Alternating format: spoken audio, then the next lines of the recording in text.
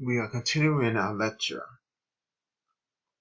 from Chapter 1 in the book The Pharmacy Technician, 5th edition. And Chapter 1 deals with pharmacy and healthcare. And we are looking at medicine through the ages.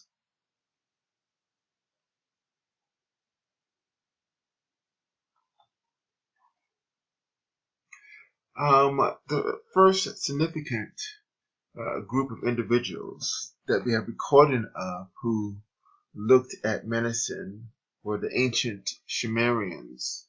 And this was approximately 4000 BC. And we talked about how certain ancient groups, ancient peoples, had a supernatural type of approach. And so they used to look at the stars and animal intestine to determine the fate of humankind and their physical condition. There was an Egyptian physician named Imhotep, and born approximately 2000 BC, who was also a physician first known. And after his death, an Egyptian god was named after him because of his contribution to medicine. Later on in another part of the world, 3000 BC also, around that time, one of the emperors, the Chinese emperors, named Shang Nung, began looking at different plants and how they taste and what type of effect that they had. And he was one of the first known of whether, trial and error were needed to test the credibility of a particular drug's action. Around 1500, it was discovered in Egypt again, something called the Parias embers. And this dates approximately 1500 BC, and it was close to 1,000 plus pages on a scroll document that had 700 different drugs derived mostly from plants that had about 800 different type of prescriptions that seemed to be helpful. In 600 BC,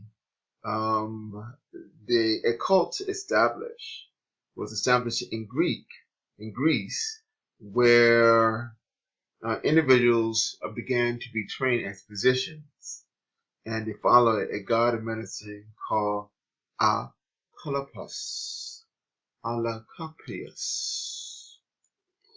However, within Greek society, a Greek named Alcmaeon, a student of Pythagoras, a famed mathematician, found that there must have been more of a natural way of disease more than just a supernatural reason for why disease occur. And of course, this is the one that you should remember because it is in essence, this person is in essence the father of westernized medicine, Hippocrates, with his famous Hippocrates oath. If you go into medicine, do no harm. So then a goal for physicians were to make things better, but if you cannot, do no harm. And his work avoided the supernatural and religious approach, but trying to ground his reasoning based on observation and working with the patient. And this was approximately 400 BC, and this is a definitely information that you should be familiar with. In China, around 200 BC, the first pharmacopoeia was created by Xing Ping So, and he had approximately 365 herbs that was had different type of health treatments. And this is the forerunner, many of the FDA approved lists that we're going to talk about in the future. Approximately 100 BC, King Mithridates, he was afraid of being poisoned, and so what he would do is take small doses of the poison so that he could be inoculated by this particular poison. And there were a group of individuals that followed his particular teaching. In 77 BC, a Greek physician named Dioscorides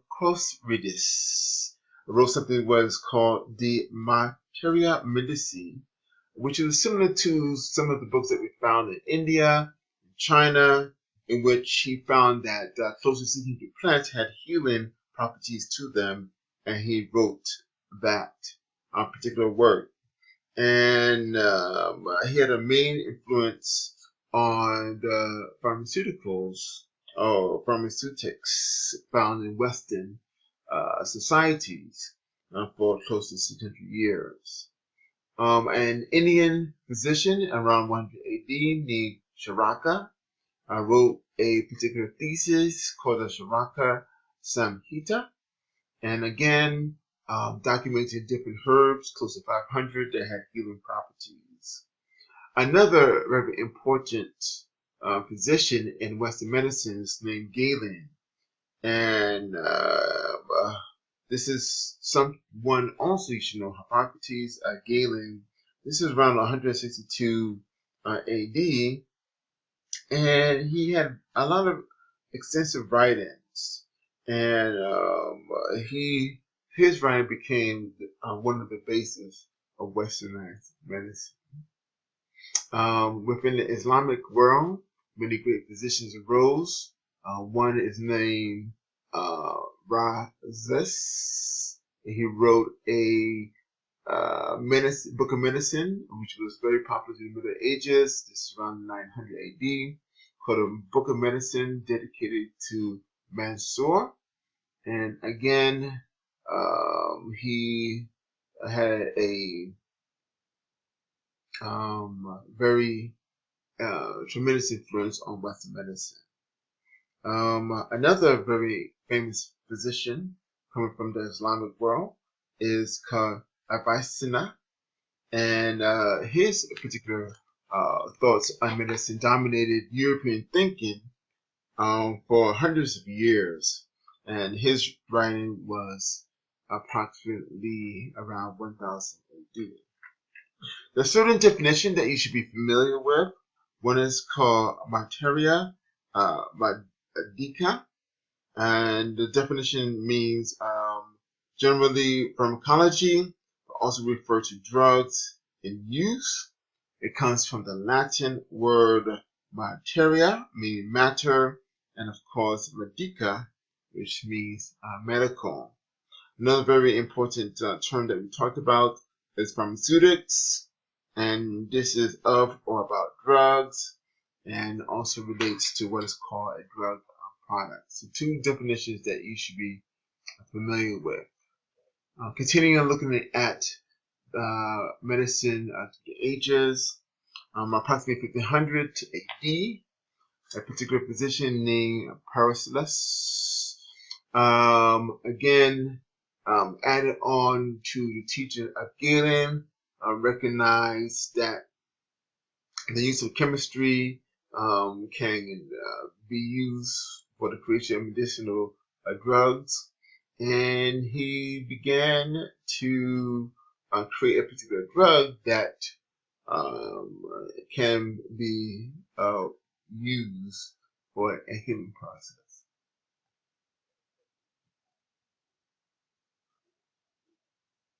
In 1500 AD, the Spanish found that many of the Indians of Mexico, the Aztecs in particular, had close to 1,200 drugs that were very helpful, and they took upon that and used it.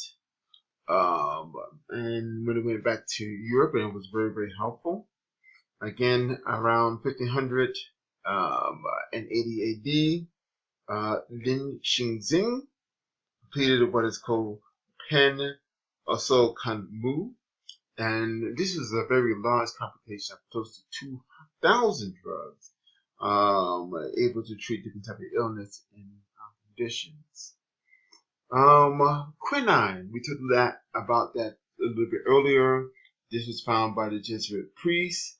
They took it back from South America, Latin America, and they found that it was very successful in treatment of malaria. 1721, a doctor in Boston became the first person to administer a smallpox vaccine in the United States, and his name was Dr. Zabdiel Bolston.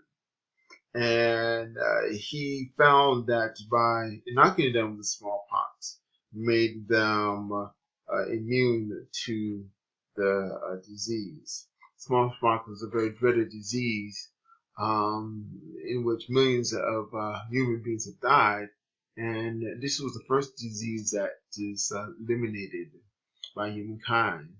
There is a small vial of smallpox located in the CDC in Atlanta and also in Moscow in Russia. But it used to be a scourge that has been eliminated through vaccination. A disease that's almost ready to disappear from the face of Earth is polio, and that should happen within the next 10 to 20 years. Other important events that occur is advancing in Best. But before that, a British physician named William Witherin found that the foxglove plant had a drug in it called digitalis, which is very helpful in the treatment of heart disease. The first real vaccine he was by Edward Jenner in 1796, something that you should definitely know. And basically, Jenner found that milkmaids who got pox from the cows did not get smallpox, and he used that as a vaccine. Another physician, a pharmacist, extracted morphine from opium. Fortunately, morphine has become a drug that has been very helpful, but of course, opium has led to many challenges in terms of drug abuse. And this was by a German pharmacist named Frederick Turner in 1803. The first publicized operation using general anesthesia was done in Boston in 1846, and they used ether. Another important event that occur is Louis Pasteur. That's the name that you should definitely know. He came up with the germ theory that actually small germs is what cause a disease. And he recognized that those microorganisms can cause food spoilage. And of course, from his name, Pasteur, he came up with the technique of pasteurization, which allows for milk to be a little bit more long-lasting than it was, by killing all the bacteria without destroying the texture of the milk. A Beninese surgeon was useful. Found that cocaine leaves was useful as a local anesthetic in eye surgery, and that's the first local anesthetic. Remember, we talked about ether being a general anesthetic.